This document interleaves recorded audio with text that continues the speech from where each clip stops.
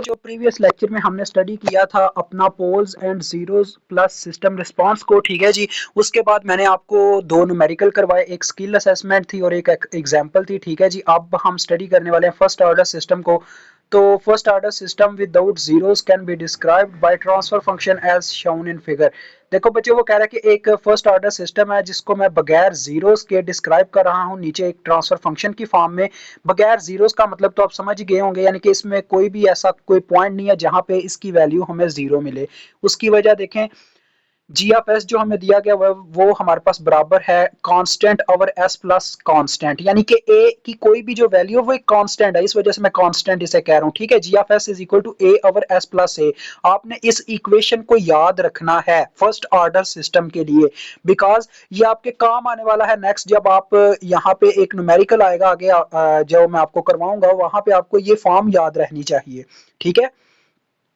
यानी कि first order system जो है उसके हमारे पास इक्वेशन की क्या फॉर्म होगी, G of S is equal to A over S plus A, ठीक है जी, ये फॉर्म होगी। तो यहाँ पे बच्चों देखें, उसने यहाँ पे हमें क्रॉस की फॉर्म में देखें जो साथ में एक उसने ग्राफ ड्रा किया वन एक्स एक्सिस और वाई एक्सिस का, जिसमें जे ओमेगा प्रेजेंट कर रहा है बच्चों किसको, वाई को, और सिग्मा प्रेजेंट कर रहा है, ये सिग्मा होता है, ठीक है। सिग्मा प्रेजेंट कर रहा है यहाँ पे हमारे एक्स एक्सिस को। तो देखें यहाँ पे क्रॉस की फॉर्म में माइनस ए यहाँ पे लिखा हुआ है। माइनस ए का क्या मतलब है, एस की वैल्यू माइनस ए, यानी कि जब आप एस की वैल्यू माइनस ए पुट करते हैं तो आपको पोल मिलता है। पोल मींस कि आपका आंसर इन्फिनिटी आता है, चेक कर लें आप। यहाँ पे जब ट्रांसफर फंक्शन में मैं माइनस ए पुट करता हूं तो देखें आपको इन्फिनिटी मिल जाएगा, क्योंकि बटे में आ जाएगा जीरो और something divided by zero is called infinity which is our pole, ठीक है। अब देखें वो कहता है कि with the unit step input, यानी कि अगर मैं रिस्पांस मींस के इनपुट, ये तो नेचुरल रिस्पांस था ना जो जी ऑफ एस लिखा हुआ था, यानी कि हमारा जो सिस्टम है उसको कोई भी मतलब के कोई फोर्सली हम उसको कह नहीं रहे कि तुम कुछ करो, यानी कि सिर्फ नेचर उसके ऊपर इफेक्ट कर रही है। जैसे आप यार कह लो कि आप जैसे आप छोटे थे तो आपके कह लें कि जो टीचर होते थे वो आपको मारते थे, पढ़ाते थे, तब जाके आप पढ़ते थे। तब आपके ऊपर क्या हो रहा था, फोर्सली रिस्पांस आपको करवाया जा रहा था, मार के पढ़ाया जा रहा था। आज एक वक्त है आपको अपने करियर की क्या है, टेंशन है, तो आप खुद से पढ़ रहे हो, यानी कि आप अपना नेचुरल रिस्पांस दिखा रहे हो, कोई आपको फोर्स नहीं कर रहा, ठीक है। अगर कहा जाए तो यार ये ओवरऑल रिस्पांस भी कहा जा सकता है, क्योंकि नेचुरल रिस्पांस में एक फोर्स रिस्पांस आ जाता है, वो है आपकी टेंशन, यानी कि आपको अपने करियर की टेंशन है, तो वो एक फोर्सली आपको रिस्पांस रिस्पांस कर रही है कि यानी कि फोर्सली आप एक रिस्पांस दो, ठीक है। तो this is called overall output response, ठीक है। तो विद यूनिट स्टेप रिस्पांस वो कह रहा है कि आर एफ एस हमारे पास 1 ओवर एस के बराबर होगा, तो जिसकी वजह से the step response C F S is, देखो क्या होगा यहाँ पे बच्चों दिखाया गया कि आपको पता है जी एफ एस बराबर होता है C F S over R F S के, ठीक है। तो अगर मैं यहाँ से फार्मूला बनाऊं तो सी एफ एस का, तो क्या बनेगा, C F S is equal to, यानी कि बटे में यहाँ पे आर एस डिवाइड हो रहा था, वहां पे जाके जी एफ एस से मल्टीप्लाई हो जाएगा। तो अगर हम वैल्यू पुट करते हैं आर एफ एस की, तो हमारे पास इसकी इक्वेशन कुछ यूं बन जाएगी, देखें जी एफ एस की इक्वेशन थी ए ओवर एस प्लस ए, उसके साथ मल्टीप्लाई हो गया 1 ओवर एस। तो यहां पे बच्चों देखो मैंने आपको बताया था जब हम इनपुट देते हैं तो जो रिस्पांस आता है वो हमेशा फोर्स्ड रिस्पांस होता है, और जो पहले सिस्टम का अपना रिस्पांस होता है वो नेचुरल रिस्पांस होता है। यही चीज उसने नीचे मेंशन किया, देखें जब उसने इसका लिया क्या नाम है पार्शियल फ्रैक्शन की फॉर्म में, इसने आपको नहीं लिख के दिखाया, मैंने आपको प्रॉपरली लिख के दिखाया था प्रीवियस लेक्चर में, तो आप वो लेक्चर एक दफा ले सकते हैं।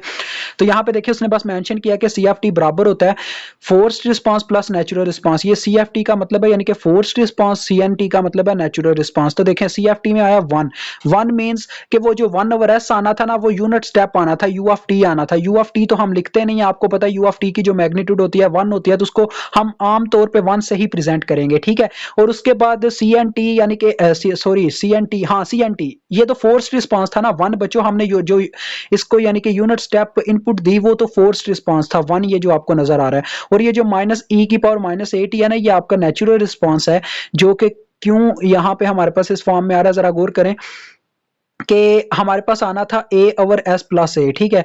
तो यहाँ पे उसने बच्चों जो कांस्टेंट है ना, कांस्टेंट को यहाँ पे प्रेजेंट नहीं किया हुआ, तो ये यहाँ पे थोड़ी मिस्टेक लग रही है मुझे। 1 माइनस ई की पावर माइनस 8 ही नहीं होना चाहिए यहाँ पे, असल में ना उसने पता क्या किया हुआ है, उसने जो आपका कांस्टेंट है ना दूसरा कांस्टेंट, उसने उसको -1 ले लिया हुआ है, तो इट डज नॉट मैटर, ये मैटर नहीं करता। ये बस आपको उसने समझाने के लिए किया हुआ है कि जो सिस्टम का अपना रिस्पॉन्स है वो नेचुरल रिस्पॉन्स है, और जो उसको हम फोर्सली यानी कि इनपुट देते हैं, इलेक्ट्रिसिटी प्रोवाइड करते हैं या कुछ और, तो वो कहलाएगा उसका फोर्स रिस्पॉन्स। लाइक यार कह लो कि अब जो रिंग है, रिंग जब आप कह लें कि वो जो आपने जिसको हम टली के नाम से जानते हैं यार पंजाबी अल्फाज में, तो जब वो आपके स्कूल्स में परी होती थी, लटकी होती थी, तो कोई आवाज़ नहीं थी आ रही, that is called its natural response, ठीक है। और जब जाके कोई उसे पियन बजाता था, फिर आपको पता चलता था जो लेक्चर गुजर गया है, तो that is called forced response, यानी कि उसको फोर्सली रिस्पॉन्स किया गया कि तुम एक आवाज़ निकालो। तो ये चीज़ थी इसमें बस जो आपको समझानी थी, और टाइम कांस्टेंट और ये चीज़ें आपको बतानी है बच्चों। टाइम कांस्टेंट एक होता है जिसका फार्मूला हमारे पास होता है 1/a। वो टाइम जो रिक्वायर होता है हमारे पास e⁻⁸ to decay as 37% of its initial value, ठीक है।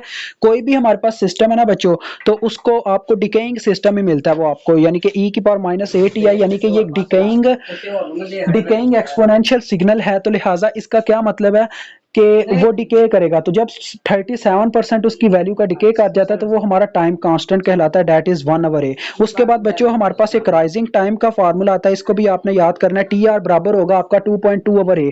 अब आप इसको ना, मैं आपको एक फार्मूला बताऊंगा इसको अपने जहन में रखने का। तो देखें राइजिंग टाइम के बाद ना एक आता है settling time. Settling time means जब आपका सिस्टम टोटली तौर पे सेट हो गया हो, इस तरह से याद रखें, ठीक है। ये वैसे आपकी फाइनल वैल्यू का 2% होता है, यानी कि TS is equal to 4/a इसका फार्मूला, ठीक है। तीन टोटल हमने फार्मूले पढ़े। First time constant which is TC is equal to 1/a, ठीक है जी। ये तो काफी सिंपल है, ये आपको वैसे ही याद होना चाहिए क्योंकि ये मैंने डायरेक्ट आपको EN में स्टडी करवाया हुआ। उसके बाद TR की बात करूं तो राइजिंग टाइम, अभी यानी कि हम राइज कर रही है, हमारी स्लोप राइज कर रही है, तो राइजिंग टाइम की वैल्यू 2.2/a है, ठीक है जी। 2.2 यानी आप इसको सिंपल 2 के अल्फाज में याद रखोगे तो आपको 2.2 वैसे ही याद रहेगा, ठीक है। और जो राइजिंग टाइम के बाद कह लो सेटलिंग टाइम, जब हमारा सिस्टम कह लो अप्रॉक्सीमेटली सेटल हो चुका है, 2% हमारे फाइनल वैल्यू का ले चुका है, तो उसको कह लो 4/a।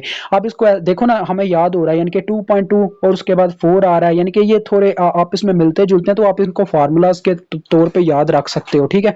क्योंकि आगे जो आपने न्यूमेरिकल करना है वो इन्हीं 3 फार्मूलाज पे डिपेंड करता है। तो अभी मुझे इजाजत दें, इंशाल्लाह न्यूमेरिकल जब करेंगे तो आपसे मुलाकात होगी। खुदा हाफिज।